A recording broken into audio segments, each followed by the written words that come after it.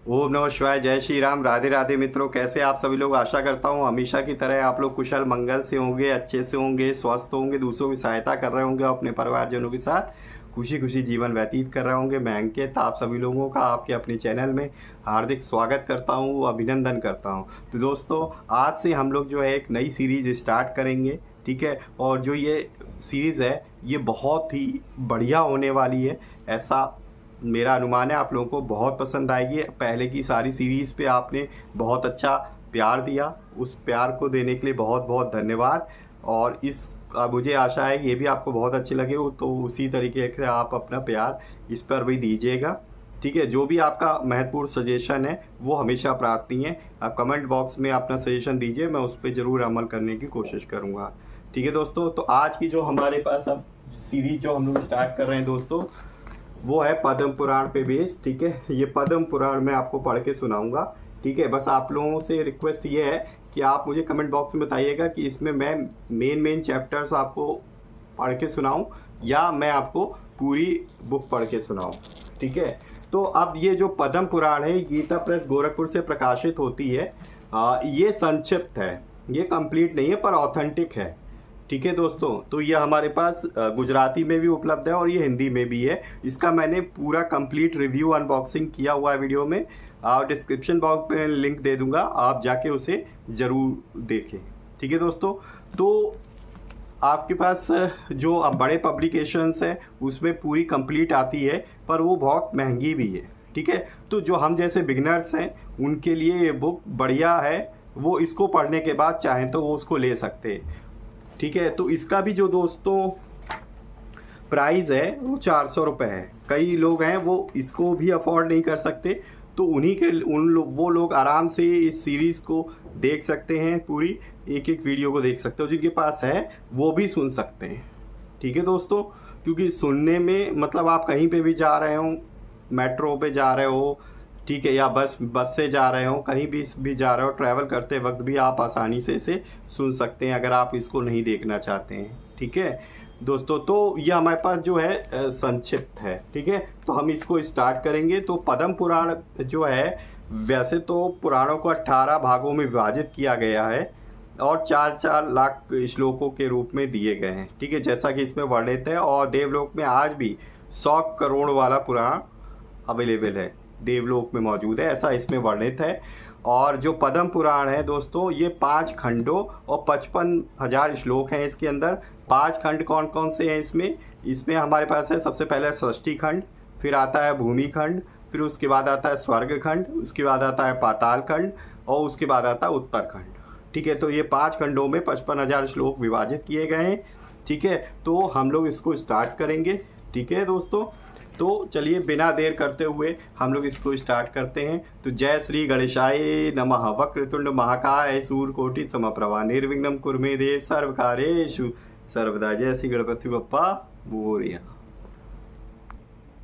तो चलिए दोस्तों, श्री हरि का नाम लेके, गणेश जी का नाम लेके हम इसे स्टार्ट करेंगे। तो जय श्री गणेशाय नमः। ओम विष्णवे नमः। ओम नमो नारायणाय। ओम नमो भगवते वासुदेवाय नमो नमः।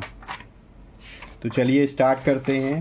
तो यह हमारे पास संक्षिप्त पद्म पुराण षष्ठी खंड का, ठीक है, अध्याय 1 है, जिसमें ग्रंथ का उपक्रम और षष्ठी मीन्स पद्म पुराण के स्वरूप का परिचय दिया गया है, ठीक है दोस्तों। तो यहाँ पे श्री व्यास जी के शिष्य परम विद्वान लोमहर्ष जी ने एकांत में जो बैठे हुए हैं, अपने पुत्र उग्रश्रवा नामक सूत से कहा, हे बेटा, तुम ऋषियों के आश्रम पर जाओ और उनके पूछने पर संपूर्ण धर्मों का वर्णन करो। तुमने जो संक्षेप में सुना है वह उन्हें विस्तार पूर्वक सुनाओ। मैंने महर्षि वेदव्यास जी के मुख से संपूर्ण पुराणों का ज्ञान प्राप्त किया है और वह सब तुम्हें बता दिया है। अतः अब मुनियों के समक्ष तुम उसका विस्तार के साथ वर्णन करो।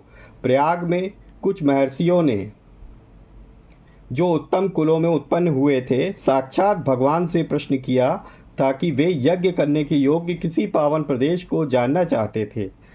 भगवान नारायण ही सबके हितैषी हैं। वे धर्मानुष्ठान की इच्छा रखने वाले उन महर्षियों के पूछने पर बोले, हे मुनिवरों, यह सामने जो चक्र दिखाई दे रहा है इसकी कहीं तुलना नहीं है। इसकी नाभि सुंदर और स्वरूप दिव्य है। यह सत्य की ओर जाने वाला है। इसकी गति सुंदर एवं कल्याणमयी है। तुम लोग सावधान होकर नियम पूर्वक इसके पीछे पीछे जाओ। तुम्हें अपने लिए हितकारी स्थान की प्राप्ति होगी। यह धर्ममय चक्र यहाँ से जा रहा है। जाते जाते जिस स्थान पर इसकी नेमी जीर्ण शीर्ण होकर गिर पड़े थे उसी को पुण्यमय प्रदेश समझना। उन सभी महर्षियों से ऐसा कहकर भगवान अंतर्ध्यान हो गए और वह धर्मचक्र नैमिषारण्य के गंगावर्त नामक स्थान पर गिरा। तब ऋषियों ने निमिषीर्ण होने के कारण उस स्थान का नाम नैमिष रखा और नैमिषारण्य में दीर्घ काल तक चालू रहने वाले यज्ञों का अनुष्ठान आरंभ कर दिया। वहीं तुम भी जाओ और ऋषियों के पूछने पर उनके धर्म विषयक संशयों का निवारण करो।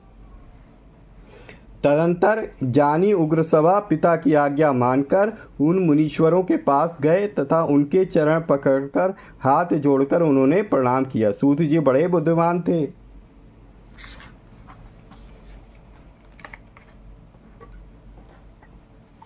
उन्होंने अपनी नम्रता और प्रणाम आदि के द्वारा महर्षियों को संतुष्ट किया। वे यज्ञ में भाग लेने वाले महर्षि भी सदस्यों सहित बहुत प्रसन्न हुए तथा सबने एकत्रित होकर सूत जी का यथा योग्य आदर सत्कार किया। सूत जी ऋषि बोले, हे देवताओं के समान तेजस्वी हे सूत जी, आप कैसे और किस देश से आए हैं? अपने आने का कारण बतलाइए। सूत जी ने कहा, हे महर्षियों, मेरे बुद्धिमान पिता व्यास शिष्य लोमहर्ष जी ने मुझे यह आज्ञा दी है कि तुम मुनियों के पास जाकर उनकी सेवा में रहो और वे जो कुछ पूछें उसे बताओ। आप लोग मेरे पूज्य हैं। बताइए मैं कौन सी कथा कहूँ? पुराण, इतिहास अथवा भिन्न भिन्न प्रकार के धर्म, जो आज्ञा दीजिए वही सुनाओ। सूत जी का यह मधुर वचन सुनकर वे श्रेष्ठ महर्षि बहुत प्रसन्न हुए। अत्यंत विश्वसनीय विद्वान लोमहर्षण पुत्र उग्रसवा को उपस्थित देख उनके हृदय में पुराण सुनने की इच्छा जागृत हुई। उस यज्ञ में जजमान थे महर्षि शौनक, जो संपूर्ण शास्त्रों के विशेषज्ञ, मेधावी तथा वेद के विज्ञानमय आरण्यक भाग के आचार्य थे। वे सब महर्षियों के साथ श्रद्धा का आश्रय लेकर धर्म सुनने की इच्छा से बोले।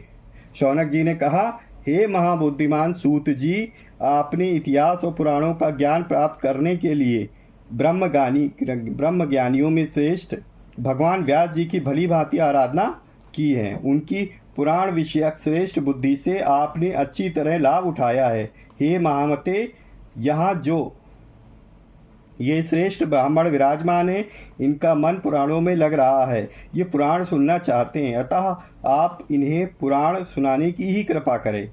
ये सभी श्रोता जो यहाँ एकत्रित हुए हैं बहुत ही श्रेष्ठ हैं। भिन्न भिन्न गोत्रों में इनका जन्म हुआ है। ये वेदवादी ब्राह्मण अपने अपने वंश का पौराणिक वर्णन सुने। इस दीर्घकालीन यज्ञ के पूर्ण होने तक आप मुनियों को पुराण सुनाइए। हे महाप्राज्ञ, आप इन सब लोगों के पद्म पुराण की कथा कहिए। पद्म की उत्पत्ति कैसे हुई, उससे ब्रह्मा जी का आविर्भाव किस प्रकार हुआ तथा कमल के प्रकट हुए ब्रह्मा जी ने किस तरह सृष्टि की रचना की, ये सब बातें उन्हें बतलाइए।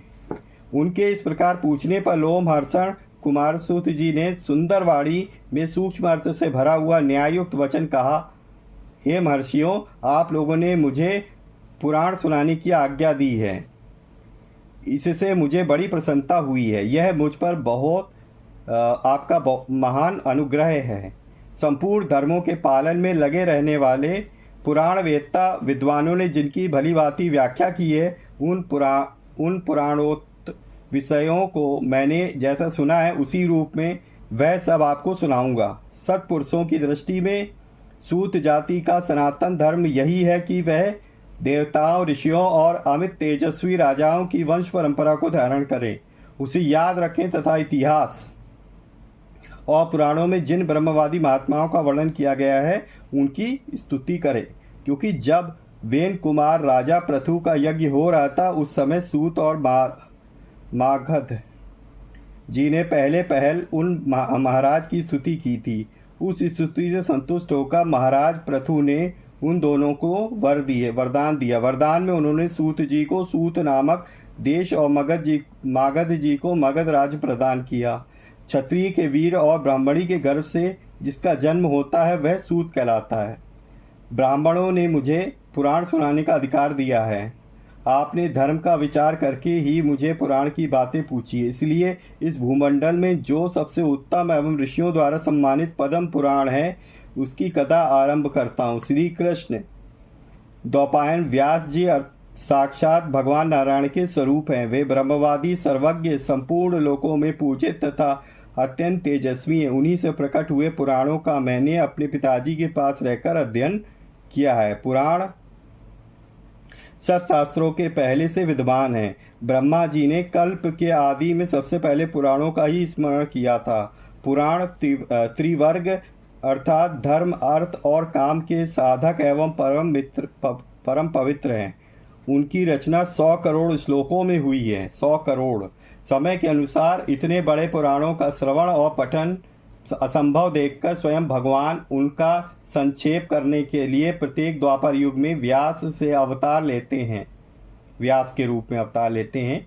पुराणों को 18 भागों में बांटकर उन्हें 4 लाख श्लोकों में सीमित कर दिया, जैसे मैंने स्टार्टिंग बताया था।